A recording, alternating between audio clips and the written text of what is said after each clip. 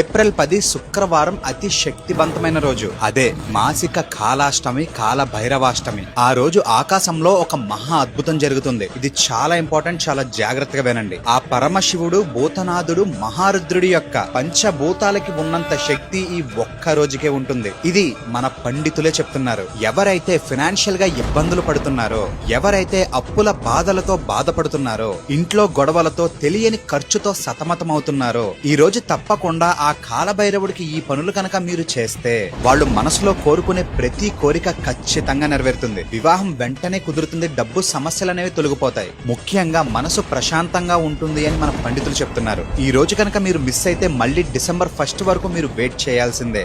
ఎందుకంటే ఈ మాసిక కాలాష్టమి అనేది చాలా చాలా పవర్ఫుల్. కాలభైరవుడు అంటే ఎవరు? మనిషిలో ఉన్న భయాన్ని పోగొట్టేవారు, మనలో ఉన్న ధైర్యాన్ని పెంచేవారు, దుష్ట శక్తుల్ని సంహరించేవాడు. జంబూ ద్వీపే అఖండ భారత్